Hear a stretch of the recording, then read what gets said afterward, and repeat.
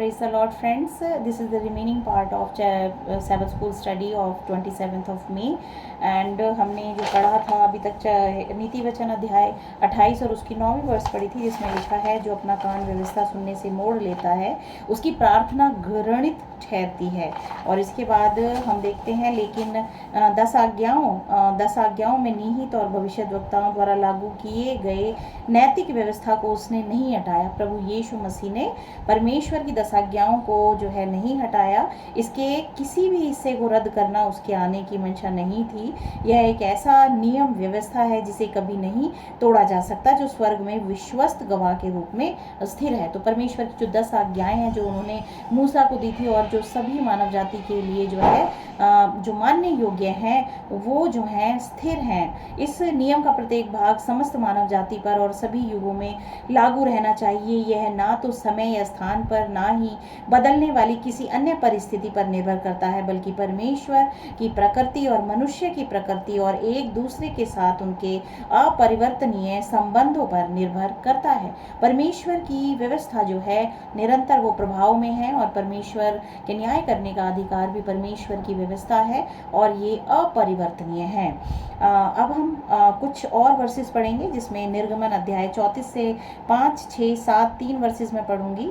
इसमें पत्थर की जो नई तख्तियां जो बना के प्रभु ये मूसा को परमेश्वर ने दी थी, यहोवा परमेश्वर ने, क्योंकि मूसा ने जो पुरानी तख्तियां थी उनको तोड़ दिया था जब वो सिनाई पर्वत से नीचे उतरा और उसने देखा कि इजरायली प्रजा जो है वो मूर्ति पूजा कर रही है, तो उसे गुस्सा आया, वो तोड़ दी गई। लेकिन परमेश्वर ने फिर से उसे कहा कि 2 पत्थर की टैबलेट्स को आप तैयार करो और दोबारा से उन्होंने जो है उसके ऊपर अपनी जो है व्यवस्था को लिखा और वो पत्थर की नई तख्तियां जो है परमेश्वर ने मूसा को दी। तब यहोवा ने बादल में उतरकर उसके संग वहां खड़ा होकर यहोवा नाम का प्रचार किया। यहोवा उसके सामने होकर यूं प्रचार करता हुआ चला, यहोवा यहोवा ईश्वर, दयालु और अनुग्रहकारी, कोप करने में धीरजवंत और अति करुणामय और सत्य और हजारों पीढ़ियों तक निरंतर करुणा करने वाला, अधर्म और अपराध और पाप का क्षमा करने वाला है,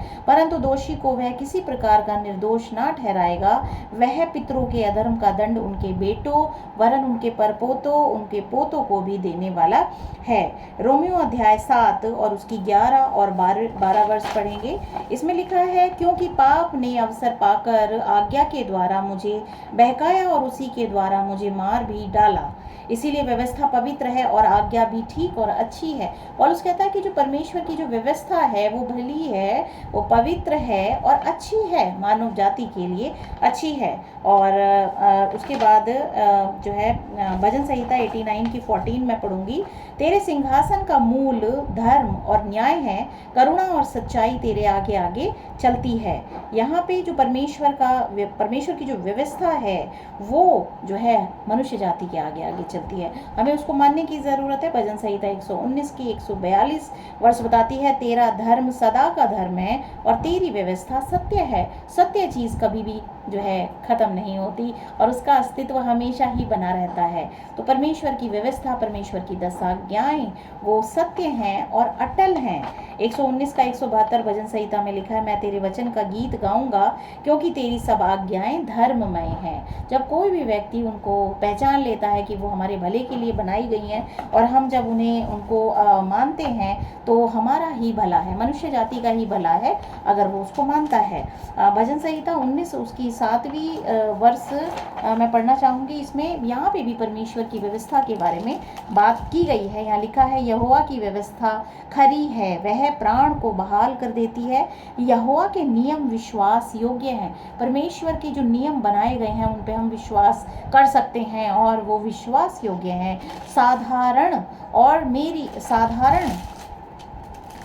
लोगों को वो बुद्धिमान बना देती हैं, साधारण लोगों को बुद्धिमान बना देती हैं। यहोवा के उपदेश सिद्ध हैं, हृदय को आनंदित कर देते हैं। यहोवा की आज्ञा निर्मल है। परमेश्वर की 10 आज्ञाएं पवित्र हैं, निर्मल हैं, वह आँखों में ज्योति ले आती हैं। यहोवा का भय पवित्र है, वह अनंत काल तक स्थिर रहता है।